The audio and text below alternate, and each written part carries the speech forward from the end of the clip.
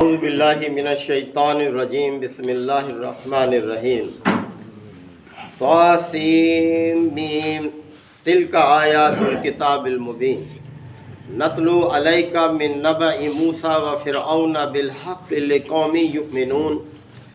ان فرعون علا فی الارض وجعل اہلہا شیعا یستضعف طائفة منہم یذبح ابناءهم ویستحیی نساءهم انہ کان من المفسدین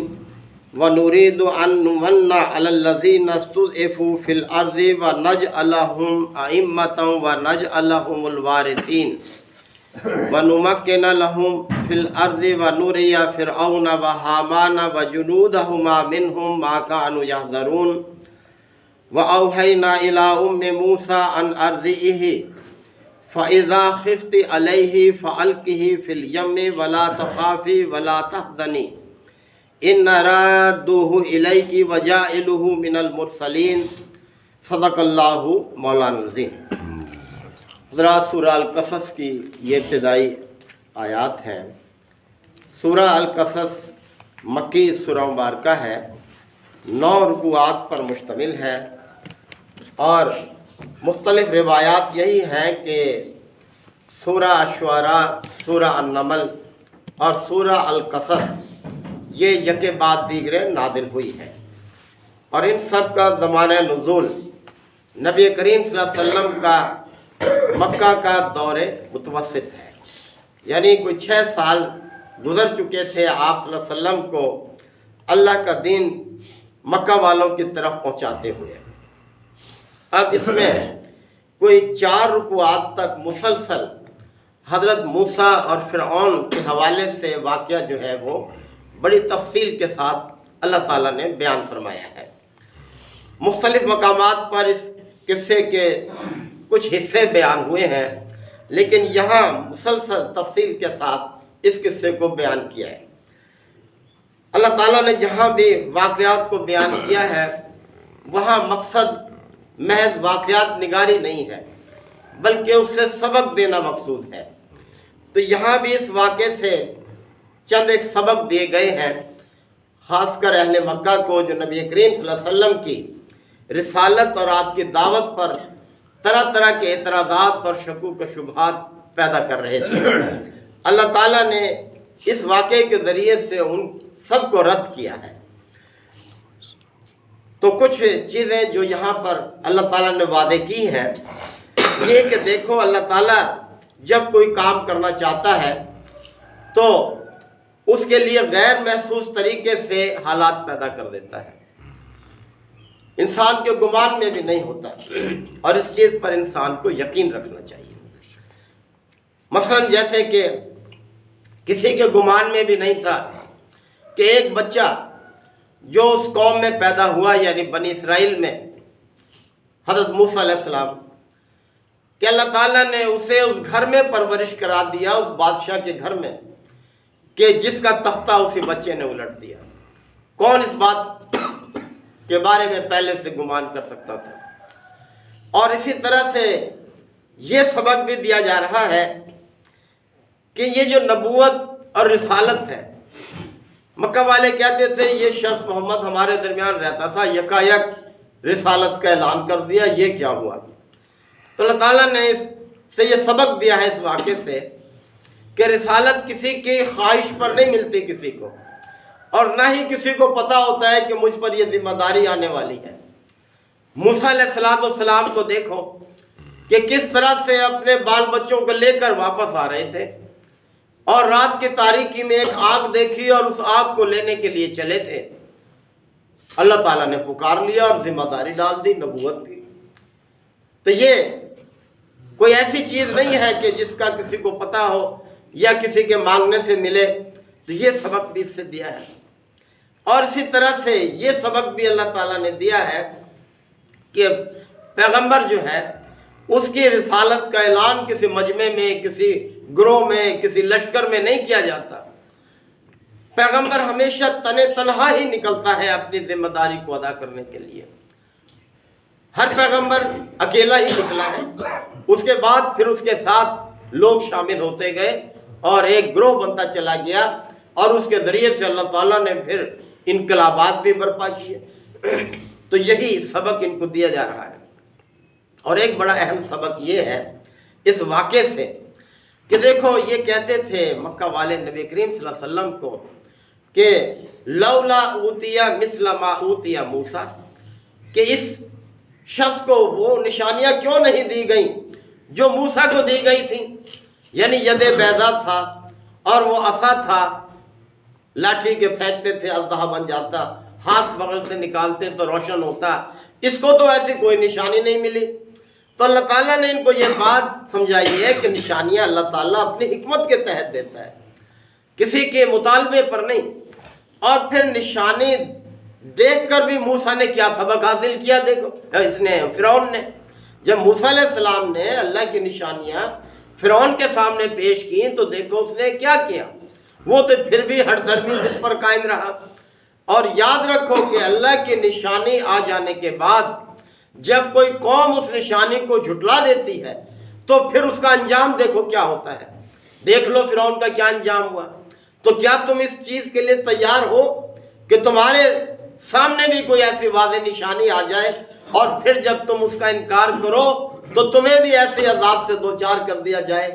جیسا عذاب فرعون پر آیا تھا۔ تو یہ چند ایک سبق ہیں جو کہ سامنے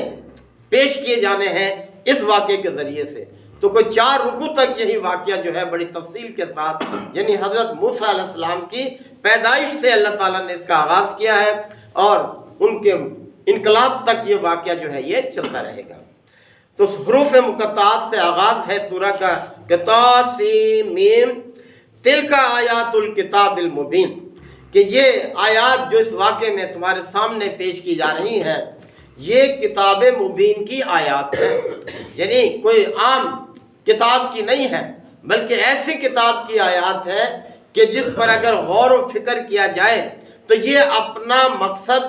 صاف طور پر واضح کرتی ہیں، سمجھنے والے کی سمجھ میں آتی ہے۔ نتلو علیک من نبأ موسیٰ و فرعون بالحق، اب ہم تمہارے سامنے موسیٰ اور فرعون کا واقعہ، ٹھیک واقعہ، اس کے کچھ حصے تمہارے سامنے بیان کرتے ہیں۔ لِقَوْمٍ یُؤْمِنُونَ، ان لوگوں کے لیے جو ایمان لانے والے ہیں، جو غور و فکر کر کے بات کو سمجھنے والے اور ماننے والے ہیں، اور جو ہر دھرمی اور ضد پر قائم رہنے والے ہیں، ان کے لیے تو کسی واقعے سے کوئی سبق ہی حاصل نہیں ہوتا۔ إِنَّ فِرْعَوْنَ عَلَا فِي الْأَرْضِ، دیکھو فرعون نے زمین میں سر اٹھایا، سرکشی اختیار کی۔ انسان کو پیدا تو کیا ہے اللہ تعالیٰ نے اپنی اطاعت اور بندگی کے لیے، لیکن اس نے اس کے برعکس رویہ اختیار کیا، اپنی اطاعت اور بندگی کے لیے لوگوں کو مائل کرنے لگ گیا، ان پر دباؤ ڈالنے لگ گیا، اپنی بڑائی، اپنی جو ہے وہ تکبر، یعنی اسی پر وہ گھمنڈ میں رہا وہ، اور اپنے آپ کو رب جو ہے وہ کہلوانے لگا۔ وَجَعَلَ أَهْلَهَا شِيَعًا، اور اس نے اپنے باشندوں کو گروہوں میں تقسیم کر دیا، یعنی امتیازی سلوک کرتا تھا، رعایا کے ساتھ یکساں سلوک کرنے کی بجائے کسی کے ساتھ نرمی کا، کسی کے ساتھ سختی کا، کسی کے ساتھ ظلم و جبر کا، یعنی ایسے اپنی رعایا کو اس نے مختلف گروہوں میں تقسیم کیا۔ یَسْتَضْعِفُ طَائِفَةً مِّنْهُمْ، اور ان میں سے ایک گروہ کو تو اس نے بہت دبا کے رکھا، یستضعف یعنی کمزور بنا کے رکھا۔ یہ اشارہ ہے بنی اسرائیل کی طرف۔ قوم بنی اسرائیل جو ہے حضرت یوسف علیہ السلام کے بعد انحطاط کا شکار ہو گئی، یہ مغلوب ہو گئی، انہیں غلام بنا لیا گیا، قبطی جو ہے وہ غالب آ گئے اس قوم پر، اور انہوں نے بنی اسرائیل کو جو ہے وہاں پر بڑی زیادتی کے ساتھ رکھا، دبا کے رکھا۔ تو اللہ تعالیٰ نے اسی چیز کو فرمایا یستضعف طائفة منہم، اور اپنی اس رعایا میں سے ایک گروہ کو اس نے بہت دبا کر رکھا، زیادتی کے ساتھ رکھا۔ یذبح ابناءہم، ان کے لڑکوں کو وہ ذبح کرتا تھا، ذبح کر ڈالتا تھا۔ ویستحیی نساءہم، اور ان کی لڑکیوں کو جو ہے وہ زندہ رہنے دیتا تھا۔ یہ بیان ہے اسرائیلی روایات میں ہے کہ حضرت عمران جو تھے یعنی موسیٰ کے والد، ان کے ہاں یہ تیسری اولاد تھی حضرت موسیٰ، پہلی لڑکی تھی ان کے ہاں مریم اس کا نام تھا، دوسرے حضرت ہارون تھے، اور اس وقت تک یہ قانون نہیں تھا مصر میں کہ جو لڑکا پیدا ہو بنی اسرائیل میں اس کو ذبح کیا جائے۔ یہ بعد میں یہ قانون بنا، اور اس قانون کی زد میں جو ہے وہ حضرت موسیٰ علیہ السلام آئے، یعنی موسیٰ علیہ السلام جب پیدا ہوئے تو یہ قانون جو ہے یہ بن چکا تھا مصر میں، اور ان کا مقصد یہ تھا کہ بنی اسرائیل کے قوم کو آہستہ آہستہ ہم کمزور کرتے چلے جائیں اور یہ دوبارہ اقتدار میں نہ آ سکے،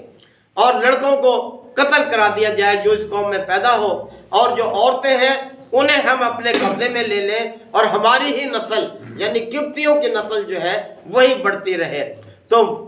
موسیٰ علیہ السلام کے وقت میں، پیدائش کے وقت وہاں یہ قانون رائج ہو چکا تھا۔ اِنَّهُ كَانَ مِنَ الْمُفْسِدِينَ، اور فرعون جو ہے اس کے درباری یہ ساتھی سب حواری اس کے بڑے مفسد تھے، فسادی لوگ تھے یہ۔ وَنُرِيدُ، اب اللہ تعالیٰ دیکھیں فرما رہا ہے جبکہ ہم یہ چاہتے تھے، یعنی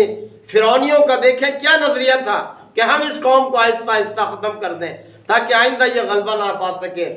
لیکن وَنُرِيدُ، ہم یہ چاہتے تھے أَن نُمُنَّ عَلَى الَّذِينَ اسْتُضْعِفُوا فِي الْأَرْضِ، کہ جن لوگوں کو زمین میں دبا کر رکھا گیا ہے، زیادتی کے ساتھ رکھا گیا ہے، ہم ان پر مہربانی کریں، ان پر احسان کریں، یعنی اس صورتحال سے ان کو نجات دیں۔ وَنَجْعَلَهُمْ أَئِمَّةً، اور ہم انہیں امام بنا دیں، پیشوا بنا دیں دنیا کا۔ وَنَجْعَلَهُمُ الْوَارِثِينَ، اور ہم انہیں وارث بھی بنا دیں سرزمین کا، یعنی ہم اس طرح سے اس قوم پر احسان کرنا چاہتے تھے، یعنی موسیٰ کو اس لیے ہم نے پیدا کیا۔ وَنُمَكِّنَ لَهُمْ فِي الْأَرْضِ، اور زمین میں ہم انہیں اقتدار عطا کر دیں، یعنی جو مغلوب قوم ہے اس کو اقتدار عطا کر دیں۔ وَنُرِيَ فِرْعَوْنَ وَحَامَانَ وَجُنُودَهُمَا، اور ہم فرعون کو، حامان کو، یہ حامان اس کا وزیر تھا، وَجُنُودَهُمَا، اور اس کے لشکروں کو دکھا دیں، کیا دکھا دیں؟ مِنْهُمْ مَا كَانُوا يَحْذَرُونَ، وہی چیز دکھا دیں جس کا انہیں خوف تھا، جس سے وہ ڈر رہے تھے کہ یہ قوم کہیں پھر غلبہ نہ پالے۔ تو ہم نے یہ چاہا کہ ہم اس قوم پر احسان کریں، اس کو پیشوا بنا دیں، اس کو اقتدار بخشیں، اور اس قوم کے ذریعے سے